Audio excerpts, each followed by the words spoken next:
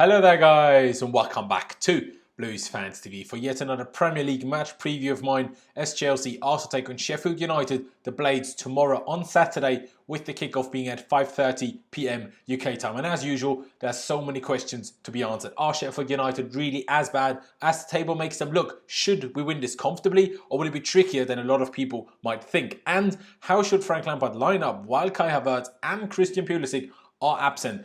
As well as, can the Blues get another clean sheet and the 3 points? And to find out about all of that, stick around and of course make sure you subscribe to Blues Fans TV if you haven't already. That'd be massively appreciated. Of course, drop a like on this video to just cheer me up. It helps us push these videos out to more people. Doesn't cost you any money, barely cost you any time. So smash that like button. It would be massively appreciated. And lastly, to make me even happier, make sure to subscribe to my personal channel for in-depth analysis, real deep dives into every single Chelsea game the day after every single Chelsea game over on my channel. The link to it is down in the description or up there if you click the I button. It would be massively appreciated if you could come over there, check that out, subscribe. That honestly be absolutely brilliant. And now, before getting into the actual part of the preview, let me just shout out our sponsors.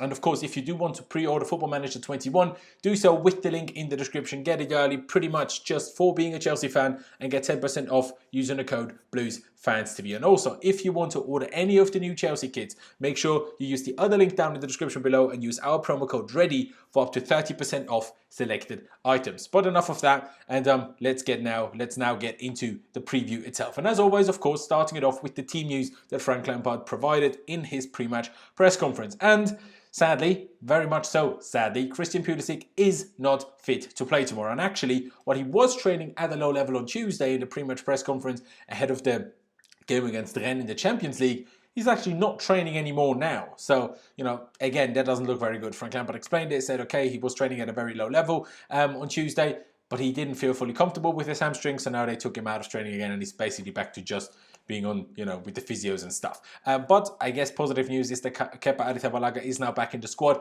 after fully getting over his shoulder problem. And of course, Kai Havertz, after testing positive for a certain thing, is still out and is of course still self-isolating. Other than that, no absentees were mentioned by Frank Lampard, so I guess we have to assume that everyone else is fit and available. And with that information, let's get into the teams I myself would field and then my predicted 11 for tomorrow's game. Starting with the team, my team, the team I myself would field over on this side of the screen. And let's not faff about, this is my back five. This is my back five, same back five as we've seen for the last 2 games.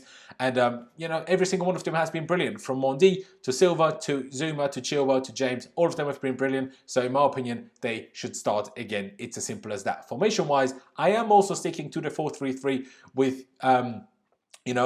with the same 4-3-3 we've been going with as of late, with 1 DM and 2 more attacking 8, although more so against Burnley and less so against Rennes, of course, with Kante taking up one of those roles. But unlike Frank Lampard on Wednesday, I would like to see Kante be pulled back into the DM role of the midfield 3 again, unlike, like I said, it was on Wednesday.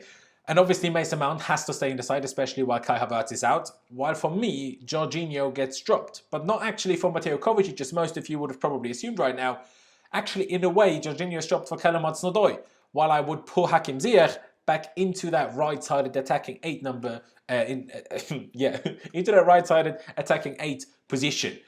He can certainly play that role. Trust me, guys, he can play that role, and I think it could actually be the solution to our problems while Kai Havertz is missing, because we did see a bit of a difference in the midfield play between Saturday against Burnley with Mason Mount and Kai Havertz in those positions, and then N'Golo Kante and Mason Mount in those positions against Rennes. So I think dragging Hakim Ziyech back into there could really be the solution, and he could be absolutely brilliant there, in all honesty. I just didn't like it that much with Jorginho at the base and Kante further forward, because N'Golo's attacking form at the moment just means to be honest, he stands more in the way than he's actually contributing to the attacking play. And when Kovacic came on, he was just awful as well. So in my opinion, he just didn't really play himself into a starting 11, whether that is mine or Frank Lampard's, in all honesty. So like I said, midfield 3 of Kante, Mount and Ziyech, and then a front 3 from the right, Hudson-Odoi, just hinted on that already. On the left, I would actually stick with Timo Werner, because his next game is with the German national team. And if he's too tired to play that, I don't really care, do I? I really don't care, in all honesty. And up front, I would again go with Tammy Abraham. I think he deserves it. Not the best first half on Wednesday, but still got on the score sheet in the end. And of course was taken off, so that he, from the get-go, made it look like he would start again in the game against Sheffield. And, I think this will be a really sick team while Havertz is missing, if you ask me. And, you know, even if I'm pretty sure Frank won't and wouldn't be going for that, I think would be quite sick and could actually be the solution. But like I said, I don't think Frank will be going for that. So let's get to my predicted 11. And I actually believe that Frank will start the exact same team he started on Wednesday. Boom, you can see it on here on screen now. Exactly the same team as we started on Wednesday. Simply because none of the substitutes actually impressed him at all. And fair enough, none of them actually did impress. So still that 4-3-3, Mendy in goal, back four of James, Zuma, Silva, and not Thiago Silva, Ben Chilwell, already mentioned Thiago Silva. Midfield three of Jorginho at the base, Kante to his right, Mason Mount to his left, and a front three of Timo Werner, Hakim Ziyech on the wings, and Tammy Abraham starting up front. You know, I just think that's the most likely thing for Frank to do. I hope he goes for what I think is the best idea, but I don't think so. I personally really don't think so. As for the game itself, the Blades will make it very, very difficult for us with their back three or back five, and then that block of midfielders in front of them. They will make it very difficult. So we'll have a large majority of possession, and it will be down to us to break them down, while making sure that their long balls and counterattacks don't punish us. You know, I mean, that's like that for pretty much every game for us anyway, but especially when we will have the large majority of possession. And compared to Wednesday against Rennes, I want to see quicker passing. I want to see better pressing, and I want to see more movement, especially within the midfielders and the front three. Regardless of which players actually end up playing, I want those three things to be improved compared to Wednesday. Because yes, we won 3-0, but the performance actually wasn't that good. I mean, we didn't have any real attacks in the first half other than the 2 penalties. And then all the other attacks we had after that, we were a man up. So can you really judge it and say, oh, we're that brilliant? I'm not saying we're bad by any means, and we did what was needed to do and won 3-0, brilliant. But, you know, not every game you get 2 penalties like that. And not every game an opposition is sent off for something that it just shouldn't be a red card. But, you know, the rules are the rules, I guess. The rules are the rules. And I really hope the boys are ready for a game that needs patience. Because if we don't score early, we need to keep our heads. You know, we need to keep calm and keep chipping away and keep trying. Because eventually, I'm pretty confident that we will find a way through if we keep the ball moving quickly. And then once we do find, you know, a way through and we do create those chances, we need to bloody take them. We need to bloody take them. Because I will get into Sheffield United more and more, but it's not easy to create chances against them. Trust me, it really isn't. As well as that, the lads need to be ready for a tough game physically. Sheffield United are unlikely to try and, you know, outplay us. Let's be honest, they are unlikely to try and do that. But they might try to outmuscle us and, you know, out-strengthen us all over the pitch, whether it's their defenders, their midfielders, or their strikers. They will try. We didn't let Burnley do it, so we should be fine. But of course, the lads need to be ready for it. While of course, defensively, we have to absolutely remain 100% on it. As of late, that has not really been much of a concern, but the Blades are a tricky team to face, so we can't afford any sort of drop-off, you know, at all. And that brings me to Sheffield United, because, you know, there's a lot of people talking about them, like, oh, you know, second season syndrome and whatever else, because they have had a really poor start to the season, getting just 1 point from the 7 games played so far, scoring just 3 goals in the process, and 2 of them have actually come from the penalty spot, so actually just 1 goal from open play. And the only reason they're not bottom of the league is because Burnley below them have conceded, you know, another 2 goals more than Sheffield United have. So, you know, it's really not started well for the Blades, but they didn't make it easy for anyone. They really didn't. Liverpool scraped a 2-1 win against them. Man City last weekend only scraped a 1-0 win against them and barely created any chances either. Liverpool were, you know, like, had 5 or 6 chances, and they were, you know, on the higher end of chances created against Sheffield United. So it's a really tough one. I mean, yes, they haven't kept a single clean sheet so far this season, but they've also never conceded more than 2 goals this season. And they've played Leeds, they've played Aston Villa when they were in super, you know, great form. They've played Man City, they've played Liverpool. To never concede more than 2 goals, you know, it's not all that bad. Even if, you know, of course, being second bottom in the league is horrendous. And I do apologise about the ambulance sound in the background. Can't help it. Live close to the hospital, as I've said before. And that 1 point that Sheffield United have gotten so far this season came from a 1-0 draw against Fulham.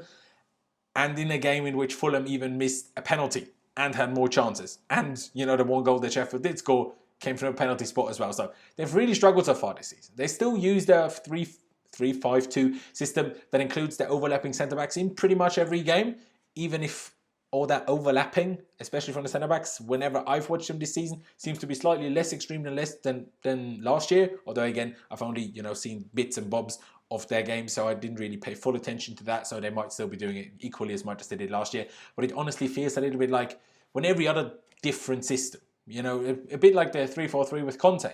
It works well for a season, but then most teams actually find a way to counteract it, and then it's more down to the level of players again. And then the fancy system doesn't really do all that much, and you kind of, it's, like I said, more down to the level of players. You know, to make things even worse for Sheffield United, one of their best players so far this season, at least by player ratings, has actually, you know, at least when he was allowed to play, has actually been Chelsea loanee Ethan Ampadu, in midfield, by the way, which I'm happy with. But he's obviously ineligible against us, so one of their best players is also not allowed to play. So, you know, it's not looking all that good for, you know, for the Blades. But even if everything I've said about them so far sounds like they're just not that good and we should win this game quite comfortably, do not get it twisted. They're still a really good team with a really good manager that we should not be underestimating under any sort of circumstances. Mind you, last season, we drew 2-2 against them at Stamford Bridge early in the season and then got battered, absolutely annihilated 3-0 at Bramall Lane. Don't take them lightly. Just because they've had a bad start to the season. Some teams have a bad start to the season and they need one moment and it clicks for them and then they could batter us. So we cannot underestimate them. Whether it's the players, I'm sure the staff aren't, but it's the players or us fans, do not underestimate them. But with all of that said, let's get to my score prediction. And I'm again going to predict a 2-0 win. Even though I just said they're so great and like don't underestimate them, I'm not. And I'm still predicting a 2-0 win because I'm just so confident in our defence at the moment that I do believe we'll keep another clean sheet. And I also believe that our attack will find a way or two through their back line and we'll score 2 goals, you know. Unlikely to be scoring more than 2, considering no other team has managed to do so. It would be brilliant if we could, but unlikely in my opinion. But hey, a 2-0 win, I'd bloody take it going into the international break. But to be honest, guys, that has really been it from me. I really hope you've enjoyed this so far. I really do hope so. And, you know, like I said in the beginning already, make sure you subscribe to Blues Fans TV if you haven't already. That'd be massively, massively appreciated. Help us reach 150k subs. Well, 120 first, then 150, 200k along the way. Help us subscribe to that in every single subscriber count. So do subscribe if you haven't already. Drop a like if you enjoyed this video. Cheer me up, make me even happier than I already am. If you enjoyed this video, if you're excited for the game tomorrow, and it helps us push these videos out to more people. So if you could drop a like, that'd be massively appreciated. And of course, like I said in the beginning already, make sure to subscribe to my personal channel, Laurens Vescoli. The link to it is down in the description below. It's up there if you click the I button, or you just type the name into YouTube. I do deep analysis, real deep dives into every single Chelsea game the day after every single Chelsea game. So make sure you tune in for that. I really get you guys involved. It's really interactive. I want your thoughts, your opinions. So the more people that are involved, the better it is. So make sure you check that out. Subscribe. I would massively appreciate it. And just before I end it here, let me shout out our sponsors one last time. Do pre-order Football Manager 21 with the link down in the description. Get it early and get 10% off for using the code BluesFansTV. And also, if you want to order any of the new Chelsea gear, and some of it, let's be honest, is really sick, make sure you use the other link down in the description and use our promo code READY for up to 30% off selected items. But to be honest, guys, that has really been it from me. I really do appreciate every single one of you that has tuned in. Thank you guys for watching. Up to Chelsea. And I'll see you when I see you.